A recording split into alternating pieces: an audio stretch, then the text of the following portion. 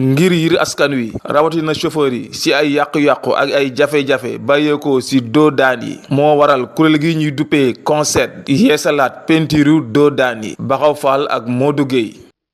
gannaaw bi nga xamante bi njiitu réew mi woote nañ lii di citoyenneté ak civisme ci sunu nekkin ci la CONCED di convergence citoyenne pour l'espoir et l'intérêt Jolof ci jàppandalu kilifay département bi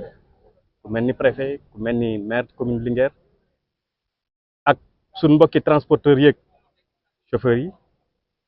ak suñ yeneen ni xarit de bonne volonté jàppale ñu pour ñu mën a amal bés bu ñu mel tuddee ko journée citoyenne ci sécurité routière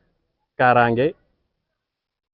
transport wala kaaraange ci kaw tali bi ñu def ko nag pour rek amel peinture doodaan bi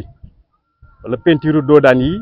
ci biir commune Linguère rawatina ci route nationale numéro 3 bi nga xam ne bii moom mooy jaar biir commune Linguère dem ba Matam mais ñun ñëpp xam nañ ni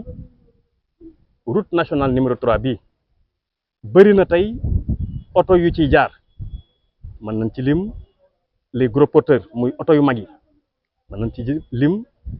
oto yi yiy def transport en commun yi yóbbu nit ñi mën nañ ci lim oto particulier yi nit ñi ñoo am seeni oto di dox seeni soxla loo xam mënta ñàkk mën nañ ci lim jakarta yi ak yeneen xeetu jumtukaay yoo xam ne rek askan wi mi ngi koy yittewoo pour di dem ak dëkk mais ci biir ci kaw tali bi di route nationale 3 bi ci jaar biir Linguère xotti jàll ba Matam seetlu nañ ci malheureusement ay accident yooyu nag du pour rek département bi mais boo ko xoolee ci réew mi yëpp la mais li ci gën a méttati mooy lu ci ëpp ay bakkan dañ ciy rot ci accident yooyu ñu ne kon dana rafet dana jaadu ñuy amal bés yu ñu mel di màndargal doodaan yi ñu ciy profité di ñaax suñ mbokki transporteurs yi suñ mbokki chauffeurs yi pour ñu gën a bàyyi xel tali bi pour ñu gën a moytandiku def ndànk li ñuy wax daw ndànk dal ndànk di ñaan yàlla mu musal ñu ci accident yi nga xam ni seetlu nañ ko trop fi mu toll nii ci réew mi mais également ñu bëgg ci profiter jàllalaale appel boo xam ne nii askan wi ñoom ñoo ko def jëmale ko ci njiitu réew mi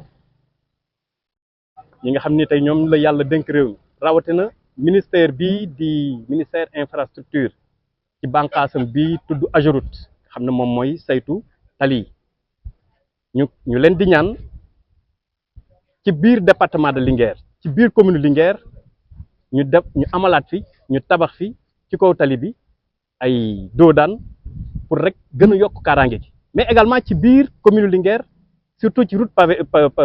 pavé bi la route mooy pavage bi 4 kilomètres la boo ko xoolee dafa def lu mel ni ceinture ci biir commune Linguère bi mais foofu aussi war nañ ci def ay doodaan pour rek kaaraange nit ñi pour rek kaaraange ci kaw tali bi donc daal bés yu ñu mel am na solo ndaxte lii di kaaraange transport sun wareef la ñun ñëpp ñu bàyyi xel parce que nag tali bi li muy faat ci ay bakkan bëri na. waaw gannaaw bi ñu sant yàlla julli ci yonent bi di sant toute la population de Linguère di nuyu ñëpp di wax rek ci turu chauffeur ak transporteur du Linguère en tant que le président du regroupement des chauffeurs et transporteurs de Linguère ci kaddu googu rek la ñuy wax ci liggéey bi nga xam ne moo ñu fi dajale tey nga xam ne suñu xarit suñu dëkkandoo suñu nattango di Baxaw Fall moo am initiative bi chaque année mu di ko def muy ralentisseurs yi nga xam ne moom moo leen di peinture chaque année te bu koy def day associé dëkk bépp ñëpp ñëw taxaw teewe ko muy loo xam ne lii dafa mel ni ñun transporteurs yi ñun la ko defal parce que ku ne xam ne ralentisseur soo demee ba peinture ko ci lay gën a am jëmm parce que su leerul day waral yu bari ay yàqu-yàqu yu bari lu mel ni suñ quartier yi di cëpp daf ci toj parce que boo ciy ñëw doo gis doodaan bi boo ko gisul nag boo ci ñëwee brusquement mën na la endommager sa quartier donc nag lu mel noonu Baxaw Fall su amee initiative def ko yaakaar naa ñun chauffeur ak transporteur ak population de Linguère ñun la ko defal kon ñun ñëpp dañ koy sant gërëm ko ñaanal ko yàlla que initiative bi muy jël chaque année que yàlla na ko yàlla may moyen ak kattan yi mu ko mën a defee chaque année. dina leen dimbale pour ngeen mën a respecter code de la route. waaw dañuy gën a mën a dimbale pour mën a waxuma la sax code de la route mais mën a sàmm sa matériel pour mën a respecter sàmm sa matériel ndax bu leeree ku ne xam na ne da nga ko préparer yow chauffeur bi à distance ba nga xam ne bala nga ci egsi doo ci am benn problème. lu ñu mel askan wi rafetlu ko lool. doomi Jolof yi war neen koo roy. Linguère, Zik FM, Mass Ndiaye.